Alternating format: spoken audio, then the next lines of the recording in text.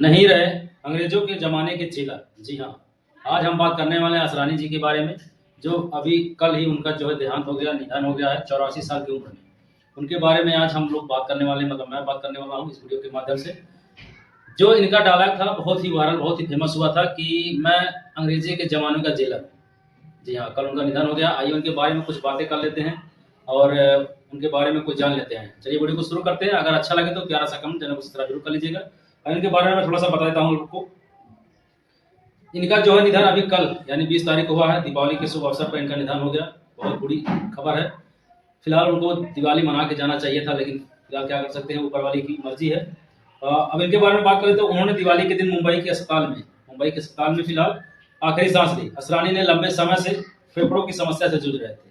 उनको फेफड़े की समस्या से जूझ रहे थे। वो 5 दशक से ज्यादा करियर में उन्हें 350 से ज्यादा फिल्मों में काम किया।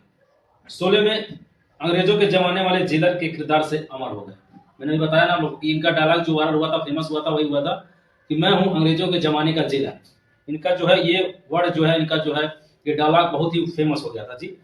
जो असरानी कभी कालीन बेचते थे, आज वे कला के डॉक्टर कहे जाते थे। भारतीय फिल्म जगत के दिग्गज कलाकार गोवर्धन असरानी का सफर किसी फिल्मी कहानी से कम नहीं। अगर बता तो चलिए इनके बारे में बात कर लेते हैं कैसा सफर। बंटवारे के एक के बाद एक सिंधी परिवार जयपुर आया। उसी परिवार में जन्मे असरानी ने बचपन सादगी में गुजारा।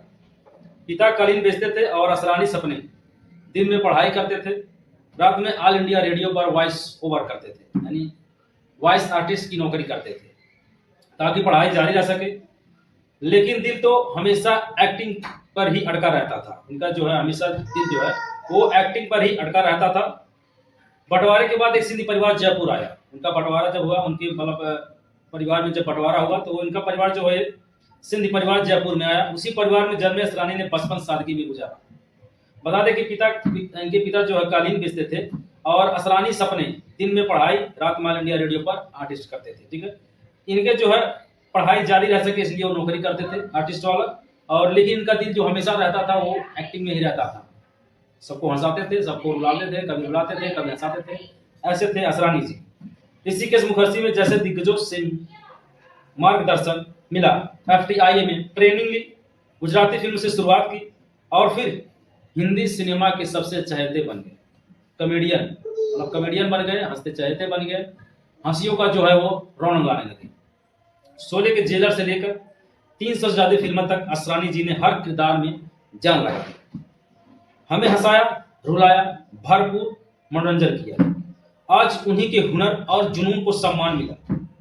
यूनिवर्सिटी ने असरानी जी को डॉक्टर ऑफ आर्ट्स की उपाधि दी। एक ऐसे कलाकार को सलाम जिसने कभी रुकना नहीं सीखा और हमें यादगार किरदार दिए जो हमेशा हमारे दिल में रहेंगे। फिलहाल आइए और इनके बारे में कुछ बातें कर लेते हैं। इनके जीवन के बारे में, जीवन परिचय के बारे में बता देते हैं आप लोग को। इनका जन्म जो है 1 जनवरी 1941 में हुआ। फिलहाल अभी कल 84 साल के हो गए थे, इनका निधन हो गया। मौत जो है अभी 20/10/2025 को हुआ। शिक्षा इनका स्नातक था। शिक्षा की जगह थी इनकी राजस्थान महाविद्यालय, भारतीय फिल्म और टेलीविजन संस्थान पुणे। पेशा था अभिनेता निर्माता। कार्यकाल जो इनका हुआ 1967 से लेकर 2025 तक, यानी कल। और इनकी जीवन साथी जो है मंजू असरानी जी हैं। और पुरस्कार जो नहीं मिला, फिल्म फेयर सर्वश्रेष्ठ हास्य अभिनेता पुरस्कार इनको मिला है। तो ये रहा गोवर्धन असरानी जी का कुछ कहानी, कुछ उनके बारे में। कैसा लगा कमेंट जरूर बताइएगा। फिलहाल उनको सलाम है, नमन है ऐसे हस्ती को जो हमें हमेशा हंसाते थे और कॉमेडी दिखाते थे। फिलहाल शांतिपूर्वक उनके लिए नमन है दिल से। चलिए फिर मिलते हैं नेक्स्ट वीडियो में। ऐसे वीडियो देखने के लिए हमारे चैनल को सब्सक्राइब जरूर कर लीजिएगा। फिर मिलते हैं नेक्स्ट वीडियो में, तब तक के लिए बाय टेक केयर, धन्यवाद, जय हिंद।